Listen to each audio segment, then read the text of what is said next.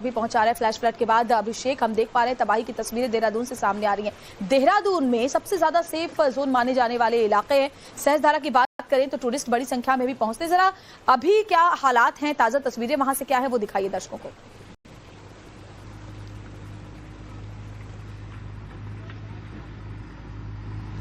देखिए, मैं आपको तस्वीरें ग्राउंड जीरो से दिखा रहा हूं। जैसा विगत 5 अगस्त को जो तस्वीरें सामने आई थी धराली में, उसी तरीके की तस्वीरें सहस्त्रधारा के पास से मैं आपको दिखा रहा हूं। देखिए, ये मकान था, अभी मैं अंदर घुसने का प्रयास कर रहा था। सारा सामान जो है पूरी तरह से क्षतिग्रस्त हो गया है और यहाँ की तस्वीरें बेहद डरावनी है। जहाँ छत है वहां पर मैं खड़ा हूँ। अंदाजा लगाइए कितना आपदा से यहाँ पे मलबा आया।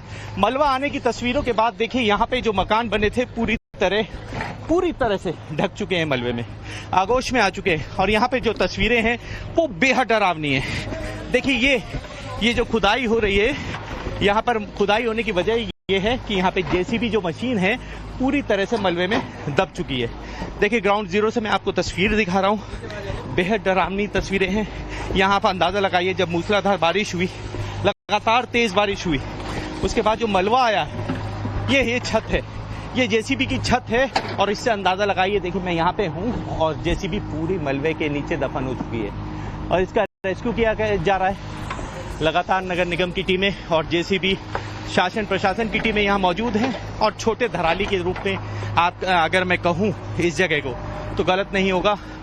मलबा आने का जो सिलसिला था लगातार देर रात से चालू था, जिसके बाद ये मकान, अगर अब दूर से दिखाने की कोशिश करूं तो आप अंदाजा लगा सकते हैं कि मलबे का बहाव कितनी तेजी से आया और किस कदर आया। जिसके बाद ये तस्वीरें देखिए, यहाँ पे देखिए पूरा उस जमीन, वहां से मलबा आता है जो पूरे रास्ते को तोड़ता हुआ यहाँ पर आता है और उसके बाद सब कुछ अपने साथ तबाह कर ले जाता है। गनीमत ये रही कि प्रशासन की टीम ने पहले अलर्ट जारी कर दिया था, जिसकी वजह से यहाँ लोगों को निकाल लिया गया। और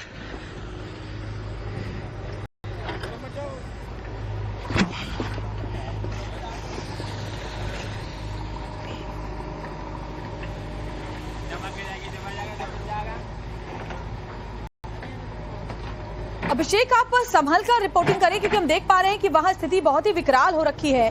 जो जमीन है वो इस वक्त इस हालात में है कि कभी भी कोई हादसा हो सकता है। और देखिए, हमारे जो सहयोगी हैं ग्राउंड जीरो से आपको तस्वीरें दिखा रहे हैं। अभी भी लोग वहां पर फंसे हुए हैं। ऐसे में तस्वीरें इस वक्त देहरादून की विकराल स्थिति की हम आपको दिखा रहे हैं। देहरादून में जरा सोचिए, अगर इस तरह की स्थिति है तो ऊपरी इलाकों में और मंजर क्या हो सकता है। हालांकि इस पूरे मानसून के मौसम में हमने देखा है बर्बादी की तस्वीरें देहरादून में कई जिलों से सामने आई हैं, लेकिन राजधानी देहरादून में ऐसी स्थिति बन जाएगी ये किसी ने कल्पना भी नहीं की थी। और ये हम आपको दिखा रहे हैं जब मुख्यमंत्री पुष्कर सिंह धामी पहुंचे और मौके पर पहुंचकर हालात का जायजा लेते हुए नजर आए। हर इलाके में जहां नुकसान पहुंचा है वहां सीएम धामी खुद मौजूद रहे। अलग अलग जगहों पर जाकर के उन्होंने आकलन किया कि कितना नुकसान देहरादून में इन इलाकों को पहुंचा है। सहस्त्रधारा में जब फ्लैश फ्लड हुआ तो आसपास के इलाकों को अपनी जद में पानी और मलबे ने ले लिया। रात को 11:30 बजे जैसे पानी थोड़ा थोड़ा आया तो हम मकान छोड़ के भाग गए यहाँ से। फिर उसके बाद अब आप लोगों को नया ठिकाना क्या है? अभी तो कुछ नहीं है जी, बस ऐसे ही बैठे हैं, बस बजरी पत्थर के ऊपर बैठे हैं अभी तो। कितने लोगों के गायब होने की सूचना है? यहाँ पे ऐसा तो कुछ नहीं, सब लोग भाग गए थे यहाँ से और गायब तो कोई नहीं है। ऐसा 5-6 लोग थे यहाँ पे, वो सब लोग, बल्कि जेसीबी वगैरह भी हमारा इधर ही दबा है। ये जेसीबी का काम था हम लोगों का। ठीक है, देखिए मैंने आपको तस्वीरें दिखाई, घर के अंदर से दिखाई, घर के बाहर की तस्वीरें दिखा रहा हूँ। धराली जैसी तस्वीरें हैं, बेहद डरा रही है। मलबा इतनी ऊंचाई पे आया कि इन्हें भागने का मौका मिला सिर्फ, और अपना घर छोड़ के यहाँ से बाहर गए।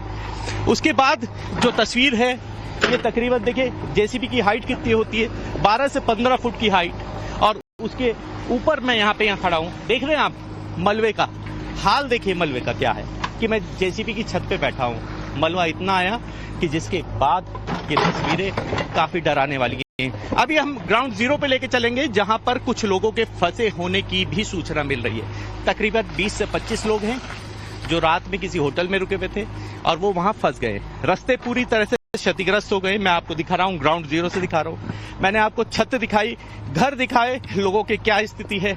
लोग परेशान हैं अपने घरों की स्थिति देखकर। आज इन्हें रुकने के लिए कोई जगह नहीं मिली है, सड़क पे बैठकर इंतजार कर रहे हैं, घर का इंतजार कर रहे हैं कब उनका घर साफ होगा। कब उन्हें दूसरी जगह मिलेगी। ये हालात हैं सहस्त्रधारा रोड के। सहस्त्रधारा में मैं आपको ग्राउंड जीरो से रिपोर्ट दिखा रहा हूँ। ये काफी डराने वाली हैं, बेहद चौंकाने वाली तस्वीरें हैं। 2011 में अगर मैं बात करूं तो 13 अगस्त को भी इसी तरह की त्रासदी यहां पर आई थी, लेकिन अगर मैं उसका और इसका कंपैरिजन करूं तो ये सबसे बड़ी त्रासदी है, सबसे बड़ी राजधानी देहरादून के लिहाज से बेहद बड़ी त्रासदी, जिसको देखकर आंखें भरोसा नहीं कर पा रही हैं कि क्या राजधानी देहरादून में भी इस तरह के का हाल हो सकता है। यहाँ पर्यटकों की भीड़ लगी रहती थी। सितंबर, अक्टूबर और नवंबर ये पीक आवर्स थे जब यहाँ पे पर्यटक आते थे। सहस्त्रधारा में लोग मौज मस्ती करने के लिए आते थे, लेकिन जो तस्वीरें अब हैं उसे देखकर अंदाजा लगाया जा सकता है कि तस्वीरें बेहद भयावह है। इतनी भयावह तस्वीरें शायद ही देहरादून में कभी हम लोगों ने देखने को मिली है। देखिए पूरी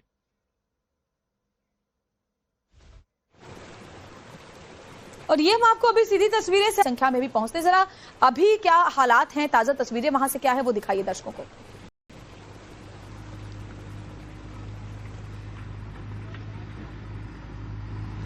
देखिए मैं आपको तस्वीरें ग्राउंड जीरो से दिखा रहा हूं। जैसा विगत 5 अगस्त को जो तस्वीरें सामने आई थी धराली में, उसी तरीके की तस्वीरें सहस्त्रधारा के पास से मैं आपको दिखा रहा हूं। देखिए ये मकान था, अभी मैं अंदर घुसने का प्रयास कर रहा था, सारा सामान जो है पूरी तरह से क्षतिग्रस्त हो गया है और यहाँ की तस्वीरें बेहद डरावनी है। जहाँ छत है वहां पर मैं खड़ा हूँ। अंदाजा लगाइए कितना आपदा से यहाँ पे मलबा आया।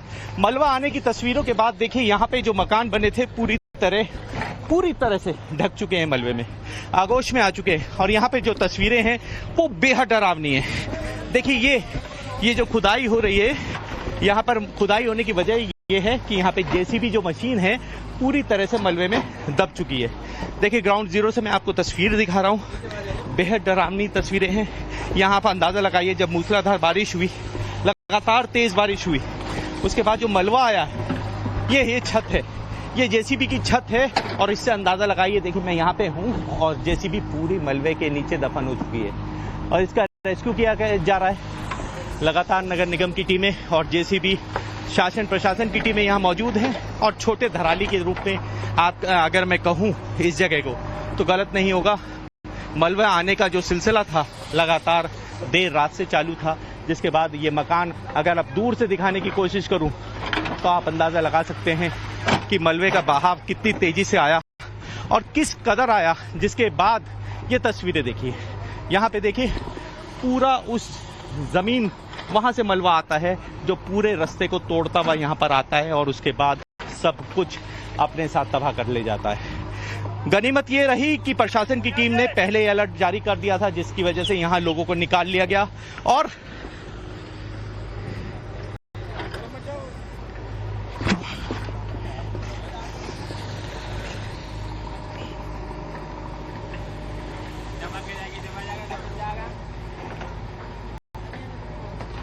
अभिषेक आप संभल कर रिपोर्टिंग करें, क्योंकि हम देख पा रहे हैं कि वहां स्थिति बहुत ही विकराल हो रखी है। जो जमीन है वो इस वक्त इस हालात में है कि कभी भी कोई हादसा हो सकता है। और देखिए हमारे जो सहयोगी हैं ग्राउंड जीरो से आपको तस्वीरें दिखा रहे हैं, अभी भी लोग वहां पर फंसे हुए हैं। ऐसे में तस्वीरें इस वक्त देहरादून की विकराल स्थिति की हम आपको दिखा रहे हैं। देहरादून में जरा सोचिए अगर इस तरह की स्थिति है तो ऊपरी इलाकों में और मंजर क्या हो सकता है। हालांकि इस पूरे मानसून के मौसम में हमने देखा है बर्बादी की तस्वीरें देहरादून में कई जिलों से सामने आई हैं, लेकिन राजधानी देहरादून में ऐसी स्थिति बन जाएगी ये किसी ने कल्पना भी नहीं की थी। और ये हम आपको दिखा रहे हैं जब मुख्यमंत्री पुष्कर सिंह धामी पहुंचे और मौके पर पहुंचकर हालात का जायजा लेते हुए नजर आए। हर इलाके में जहां नुकसान पहुंचा है वहां सीएम धामी खुद मौजूद रहे। अलग अलग जगहों पर जाकर के उन्होंने आकलन किया कि कितना नुकसान देहरादून में इन इलाकों को पहुंचा है। सहस्त्रधारा में जब फ्लैश फ्लड हुआ तो आसपास के इलाकों को अपनी जद में पानी और मलबे ने ले लिया। रात को जी 11:30 बजे जैसे पानी थोड़ा थोड़ा आया तो हम मकान छोड़ के भाग गए यहाँ से। फिर उसके बाद अब आप लोगों को नया ठिकाना क्या है? अभी तो कुछ नहीं है जी, बस ऐसे ही बैठे हैं, बस बजरी पत्थर के ऊपर बैठे हैं अभी तो। कितने लोगों के गायब होने की सूचना है? यहाँ पे ऐसा तो कुछ नहीं, सब लोग भाग गए थे जी यहाँ से और गायब तो कोई नहीं है। ऐसा 5-6 लोग थे यहाँ पे, वो सब लोग, बल्कि जेसीबी वगैरह भी हमारा इधर ही दबा है। ये जेसीबी का काम था हम लोगों का। ठीक है, देखिए मैंने आपको तस्वीरें दिखाई, घर के अंदर से दिखाई, घर के बाहर की तस्वीरें दिखा रहा हूँ। धराली जैसी तस्वीरें हैं, बेहद डरा रही है। मलबा इतनी ऊंचाई ऊंचाई पे आया कि इन्हें भागने का मौका मिला सिर्फ, और अपना घर छोड़ के यहाँ से बाहर गए। उसके बाद जो तस्वीर है ये तकरीबन देखिए जेसीबी की हाइट कितनी होती है, 12 से 15 फुट की हाइट, और उसके ऊपर मैं यहाँ खड़ा हूँ। देख रहे हैं आप मलबे का हाल, देखिए मलबे का क्या है कि मैं जेसीबी की छत पे बैठा हूँ। मलबा इतना आया कि जिसके बाद ये तस्वीरें काफी डराने वाली हैं।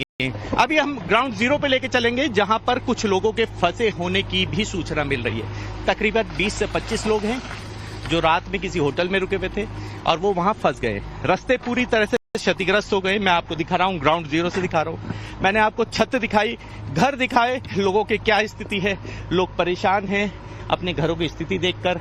आज इन्हें रुकने के लिए कोई जगह नहीं मिली है, सड़क पे बैठकर इंतजार कर रहे हैं, घर का इंतजार कर रहे हैं कब उनका घर साफ होगा, कब उन्हें दूसरी जगह मिलेगी। ये हालात हैं सहस्त्रधारा रोड के। सहस्त्रधारा में मैं आपको ग्राउंड जीरो से रिपोर्ट दिखा रहा हूँ। ये काफी डराने वाली हैं, बेहद चौंकाने वाली तस्वीरें हैं। 2011 में अगर मैं बात करूं तो 13 अगस्त को भी इसी तरह की त्रासदी यहां पर आई थी, लेकिन अगर मैं उसका और इसका कंपैरिजन करूं तो ये सबसे बड़ी त्रासदी है, सबसे बड़ी राजधानी देहरादून के लिहाज से बेहद बड़ी त्रासदी, जिसको देखकर आंखें भरोसा नहीं कर पा रही हैं कि क्या राजधानी देहरादून में भी इस तरह के का हाल हो सकता है।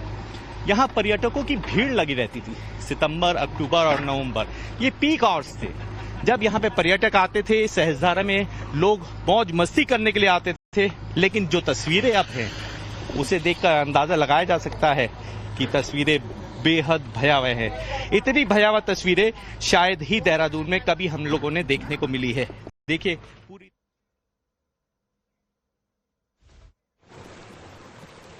और ये हम आपको अभी सीधी तस्वीरें